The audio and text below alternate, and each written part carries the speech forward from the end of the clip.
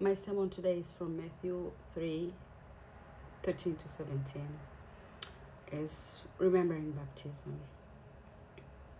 Remembering baptism for me is not only about water and promises, it's also about remembering who we have pushed away while claiming to speak for God. So in the ELCA, you will hear these words several times if you go to church several times. When I hear the words remembering baptism, my mind travels back to Tanzania, to my time when I was a parish pastor. Of all the things I did as a pastor, baptizing children was my deepest joy. There was laughter, singing, babies wrapped in beautiful clothes, and the sense that God was doing something new among us. And so I would carry the babies like this and baptize them with the other hand. And most times the babies are like really young, so you're able to just hold them here and baptize them with the other hand. And yet those memories carry pain. In our practices, parents who want to baptize their children first had to register in the church office, and so the office will go ahead and confirm whether those people were registered members, and if they're registered members, their children could, if they're not registered members, then their children could not be baptized because their parents are not members. But if they were members, then another question followed: are you part of the Jumuiya? So a Jumuiya is a small community of about like 10 families. It should be like in your neighborhood, and so that is considered your small church. And so are you part of that? If you're not, you could be denied baptism, and if you are, then you go ahead and start preparation for your children's baptism.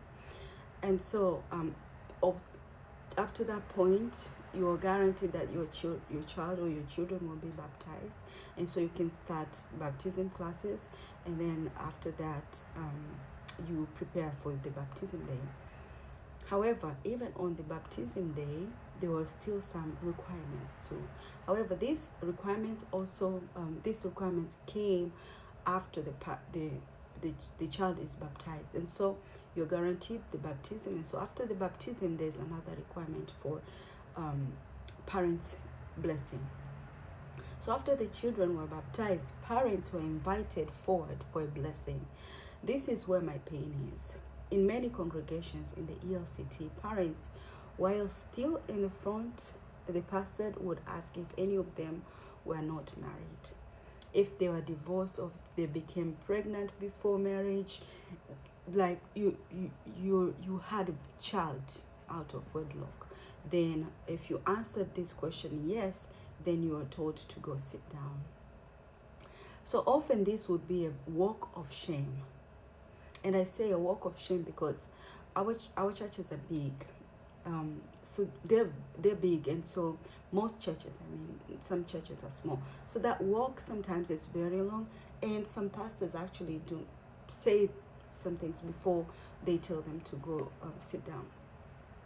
So while you're walking to go sit down, or while you're still standing there, some pastors would say harsh words to the women, words of shame, judgment, and urgency.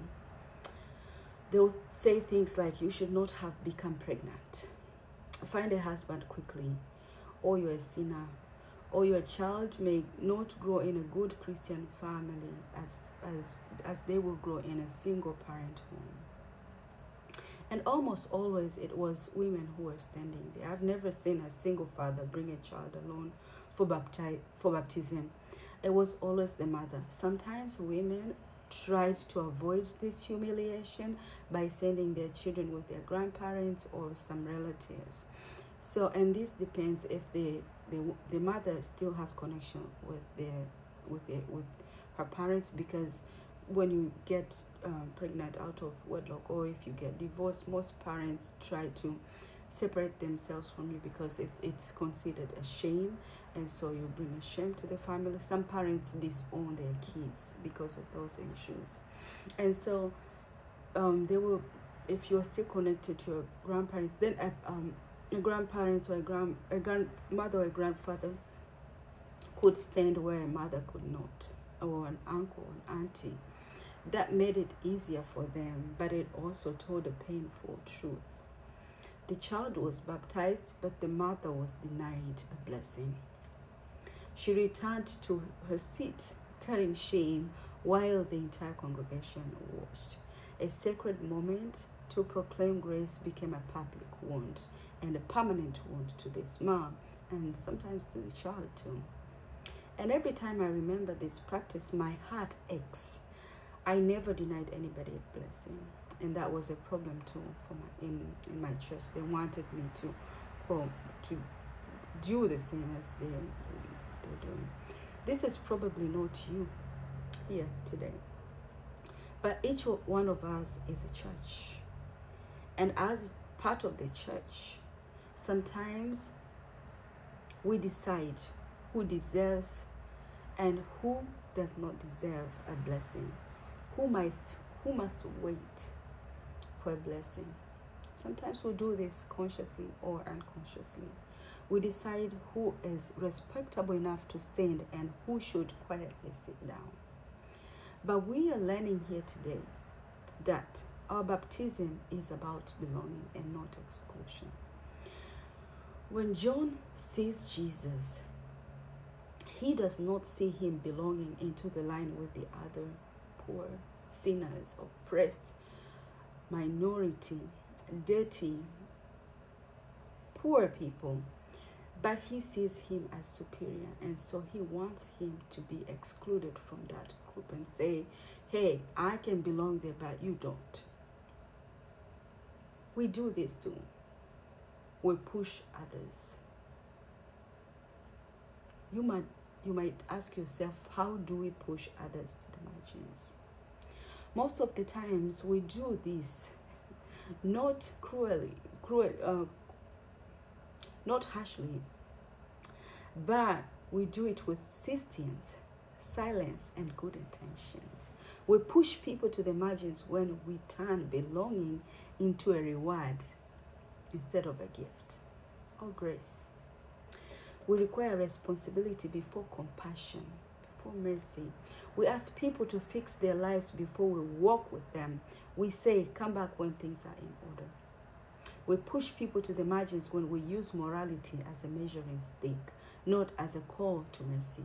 When rules matter more than people, when discipline represses care, when shame is mistaken for holiness. We push people to the margins when we name some sins loudly and shame people and ignore others quietly. We push people to the margins when we decide who deserves visibility.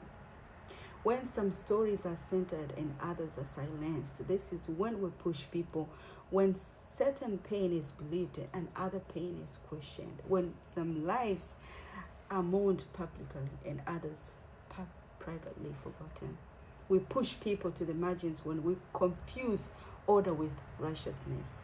When we fear disruption more than injustice. When we protect institutions instead of people. And you might ask yourself, who do you stand in line with today? Who do you want to stand in line with? Jesus stands in line with the oppressed minorities, not above them, not above their pain. He stands with them, carrying it with them. Jesus stands in line with the forgotten neighbors sleeping in cars, neighbors choosing between rent and medicine, neighbors who live close to us but feel invisible to us. Jesus stands in line with the elderly left behind, parents forgotten in nursing homes, grandparents raising grandchildren, seniors choosing between heat and food. Jesus stands in line with the sick and uninsured, those who are delaying care because they cannot afford it. Those carrying pain silently, those praying not for healing but for survival. Are we willing to step into the water with these people? In Matthew 3, righteousness is not defined by how well we separate ourselves from others, but by how we stand among them.